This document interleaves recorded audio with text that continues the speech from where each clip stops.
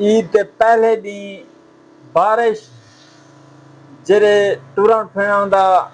मनसूबा बनाई खड़े हैं वो कैंसल करन। ई टाइम बारिश है मुजफ्फरगढ़ दे विच और मेरे ख्याल है ओवरऑल पाकिस्तान है कितें ना कितें बारिश थी नहीं पई ई टाइम ते जेरे बोतल दुकानदार बोतल स्टॉक की खड़े वेली ईद उत्ते विकसन थोड़ी जी गर्मी हो सी धुप हो सी लोग बोतल पीसन बोतल की सेल करे तो उनके खाब अधूरे रह गए लेकिन कोई गाल नहीं वेख वेसन कोई मसला कहीं नहीं ते असाई बोतल स्टॉक की खड़े माता को लिख लेना ते बारिश ने चस करा दी है पूरा माह रमजान तो मेरे ख्याल एक दो रोजे चाहिए है लेकिन उन्हें बाद कहनी है ईद वाले दिन बारिश आ गई है। पहले मैं तो बोतल लिख लेना वाला तारे नाल मैं हाल बने ना अगला इधर देखो भाई पर इधर मैं डट रखी है मैं कि ईद दे चलो विकसन सेल थी लेकिन कोई नहीं विक जाते लेकिन ऊ रफ्तार नाल नहीं विक जाते जेरी रफ्तार नाल मैं सोची हाँ। अच्छा बकाया जेरे रोजे रखे वे या कपड़े नवे पाते वे ते सारे खुशा मिला दे ताको ईद ईद मुबारक देना तो तुम्हारी फैमिली को और जे लोग मेरे को विश किते ने ईद खुशा ईद मुबारक दीते ने उन्हें शुक्रिया खैर मुबारक ते वो तुम्हारी मोहब्बत है भाई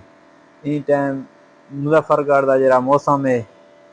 पाकिस्तान का मौसम है वो ये पिया बारिश आंदी खड़ी है ते ये हालात सही ने पाकिस्तान के जिले मुजफ्फरगढ़ झाड़ की तुम आवाज सुनते खड़े हो तो ई टाइम जो फैमिलियां वेंजा पियां रुक गए मोटरसाइकिल ने वधन जरे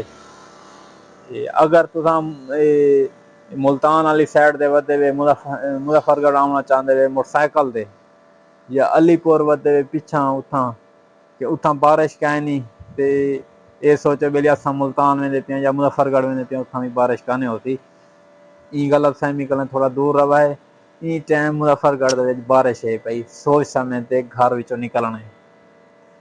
अगर निकलना है तो ये बारिश का बंदोबस्त बारिश को जहन च रखते जरूर निकलने तो चलो जेरे कार वाले भिरा कार वाले हजरात बंद सवारी है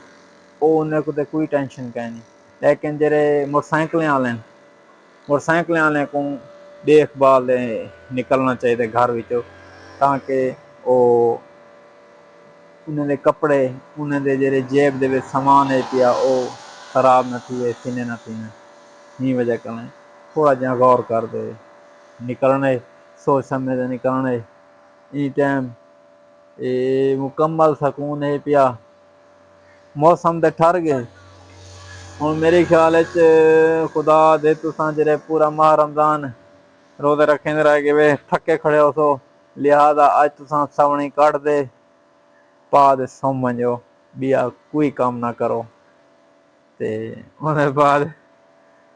ये हालात है मजीद मैं तो अपडेट करें असा निकलें मौसम निकलें अपने हालात करें पाकिस्तान के हालात करें मैं तो अपग्रेड की रखा बकाया उम्मीद करें ना तो लोग ठीक हो सो ते सऊदी अरब के मेरे ख्याल उतना कल ही थी गई है उन्हें को अगर मैं विश नहीं किया तो कुछ दोस्त हैं जरे मेरे सऊदी अरब रहते उन्हें को भी ईद मुबारक यार थोड़ी लेट थी गया एक दिमाग पूरा कितना आज ईद ना ही वजह करने साको थोड़ा जहा ख्याल है कि उन वो भी सारे दोस्त रन जिन्हें को असा ईद मुबारक आखनी है बहरहाल गलती थी मैंने इंसान को तुसा भी माफ़ कर दिया बकाया मिलते हैं यार अगली वीडियो।